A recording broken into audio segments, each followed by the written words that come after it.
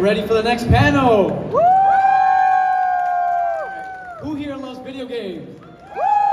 Final Fantasy? Yeah! Alright, give me a big round of applause as we introduce the cast of Final Fantasy VII!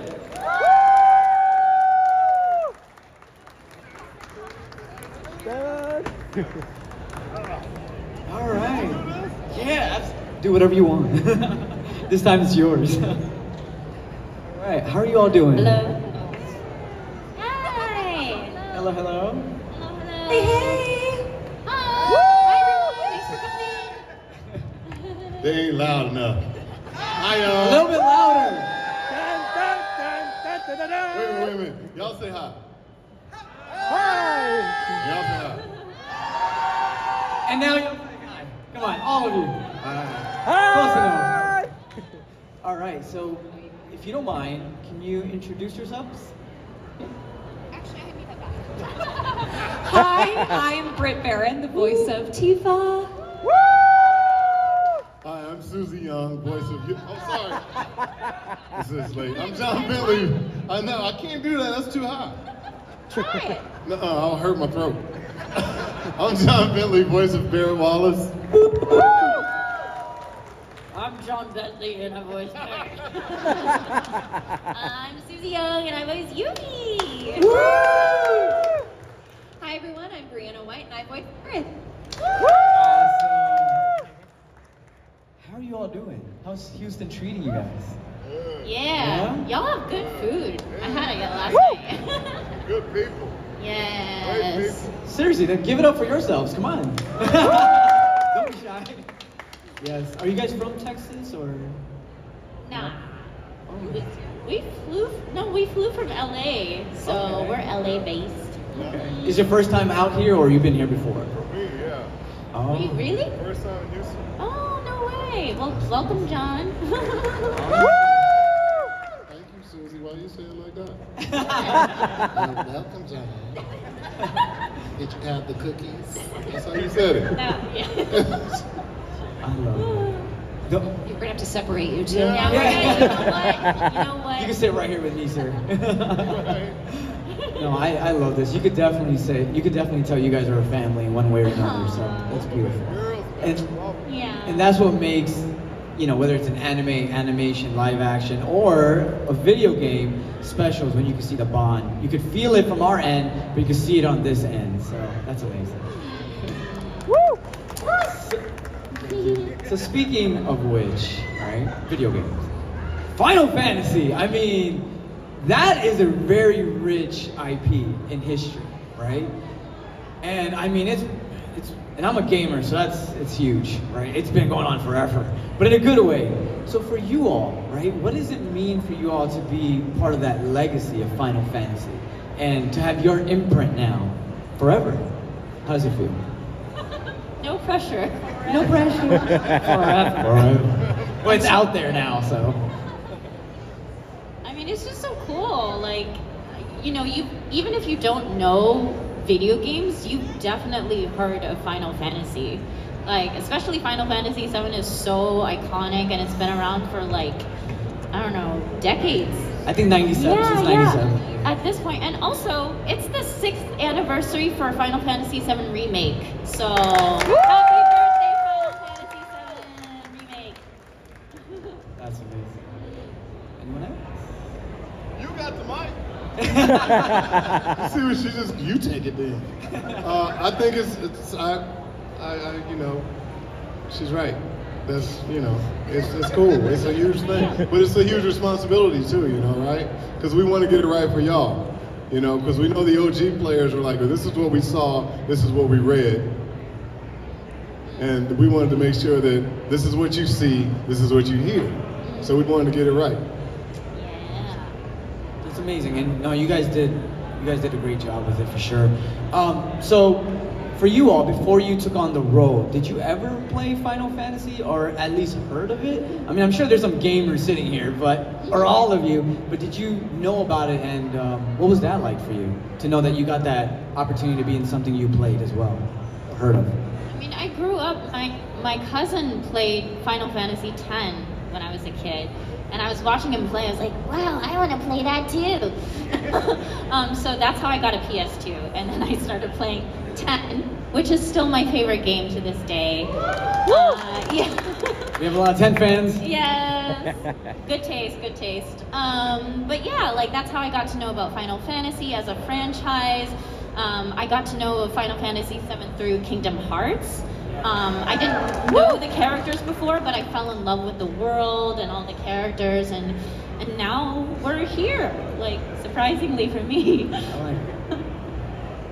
I'm not a gamer. I've been pretty public about that, so I didn't really understand what I was walking into, to be quite honest. I think maybe it started to hit when that trailer of Tifa's reveal happened, and I missed E3, and I was getting it sent to me, and I was like, whoa, what?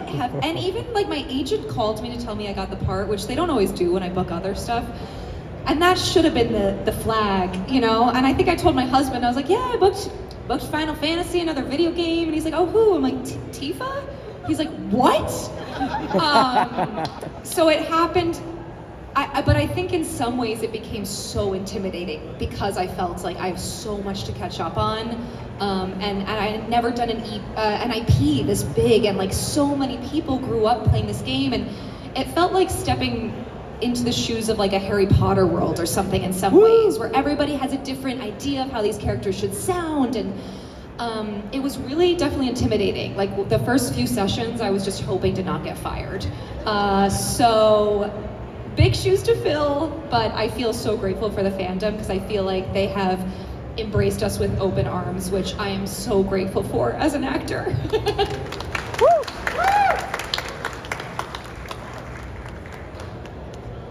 So John and I are both gamers, but kind of almost two different sides of the story, because I never played the original 7.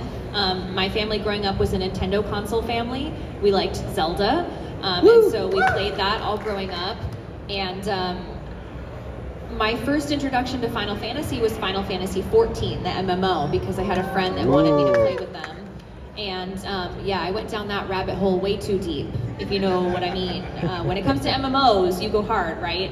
So 2,000 hours later, I also, because I'm a gamer, I also was streaming Let's Plays on Twitch and YouTube. And so my next Final Fantasy was Final Fantasy 15. So I did a Let's Play of that on YouTube. And from there, I got the audition for... This keeps cutting out. Check, check. Check, check. Is this not cutting out? Okay, it's a little better. From there I got the audition for Aerith and dove into the world of 7. So it's definitely very special for me as a gamer to be a part of such a legendary thing that I had loved in other numbered titles, but not 7 itself. And for me, I grew up in 1997. Did you grow up, John? I don't know. Did I though? 1997 when it came out was my first RPG, and I was shocked that I fell in love with an RPG because I was virtual fighter kind of guy and all that. But then fell in love with the game, and then I saw there's a black character in the game. I was like, what? And then he didn't die. It was great. So that's my backstory of loving the game. Told you I'd be quick. You got it. That was a great answer, sir. I appreciate that. That was awesome. Okay, so we do have gamers and someone that is brand new, and you are in the gaming world. Did you now. tell them we played Seriously. together? I didn't actually. You didn't. Me and Breezy played it together. We played. did. Yeah, y'all see us? Any of you see us? Yeah. We played it on our Twitch streaming, man. Oh. Yeah, I forgot you didn't say that. We did a Twitch stream that was a Let's Play of the original Final Fantasy 7 between, was it before Remake came out? It was before Yes, Remake it was came before out. Remake. Yeah. So the first 2 episodes of that are on my YouTube channel. You can check it out. It's pretty cool. What is your Twitch and YouTube channel? It's Strange Rebel Gaming. So if you look up Strange Rebel Gaming, you should be able to find it. And it was one of our first times interacting at all. Yeah. Yeah, because we don't actually record with each other in the booth. So I don't know. Oh, we met at E3, and then I sent you like an Instagram DM or something like that. To And I come said, on my with channel. you? Yeah, you did. And I said, yeah. Actually, in truth, he said, if you teach me how to use Instagram. This is true. This is very true. And I said, deal. Very true. And I still don't know how to use it. But you know how to voice characters. We like I appreciate you. that. I'm sorry, a couple of things I want to say off the record, which I'll say on the record as well. E3. Do you guys remember E3? Back I'm in sure if you love video 2019. games, you love E3. They should bring that back. I mean, okay, I see mixed reactions. No, I agree. I You wish agree? they would, man. I wish they would. Okay. Yeah, I Thanks, don't know if happen. it can be the same. Yeah, I don't know. Yeah. I mean, I always dreamt of going there, and then finally when the time came for me to go, I'm like, oh, okay, it's like that, so it's not Yeah. around. So hopefully they watch, bring it back. And I do want to ask this quickly before we go to our next question. What was your fondest memory of E3 if you did go? If you can share that Oh, with us. shoot, meeting everybody. I got to meet your mom and dad. No, you weren't there. Where was that? Where were we? PAX East. PAX Oh, East. PAX Sorry, East. my bad. No, E3 was wild. That met was you, me, Erica, and Cody. Yes, that's right. Yeah. I forgot. And yeah, that was. And Noah came to that because he met Yeah. a bunch of. I wish that was fun. You're right. You weren't there. I met your mom and dad in PAX Yeah. East. My bad. I wish. So you it were was there. it was labeled and pitched to us as a press conference, Yeah. which is traditionally a very boring thing. But we actually got to sit in an iconic LA theater and see the Tifa reveal trailer on the big screen Yeah. in a crowd of fans. Yeah. And so you see, I mean, it was the whole Square Enix thing. So it was every Square Enix game, and they saved the Tifa reveal trailer for last. Yeah. And the second that people realized it was Final Fantasy VII Remake related, the crowd went wild. Lost The their entire minds. room was vibrating. Like, it was the most magical experience of like, perfect for NostalgiaCon. It was people reliving their childhoods. Like, it was honestly just like so special to be in the room, feeling that energy of so many passionate fans. It was And then beautiful. when we saw that the voice actually looked like Tifa, we were all like, dang! Sorry, it's just my head just, just only child syndrome. Everything makes sense now. So we can all agree we miss E3. I love that. It's unanimous. Okay, so quickly, right? Fan engagement. That's very important. With anything you guys do, we do in life, right? So the reception, I'm sure, could, like anything, we all have tastes, whether it's for food, music, arts, it's subjective, right? But looking back for yourselves, or even at your tables, when you have fans that come up to your tables and share stories of how your characters or what it meant or certain scenes or lines, what does that mean to you, personally speaking, that you've had that impact on the fans as well? And on yourselves, because it's your career. I mean, I can speak for when I started playing Final Fantasy XIV, those were some of the hardest times of my life. Just personally, through like mental health issues, like I could really lose myself in Final Fantasy XIV and that story and the glimmer of hope that the characters represent, that the Scions represent, and you being the warrior of light and the bringer of light. Those stories kept me going through really hard times in my life. And so I feel like what gaming has given to me, I feel proud to be able to give that back. I feel proud to be able to get in the booth and do a really cool job, but also be helping people out there get through hard times in their life. I mean, it's one of the biggest honors of my life, honestly, because I know personally and have experienced how games can save your life.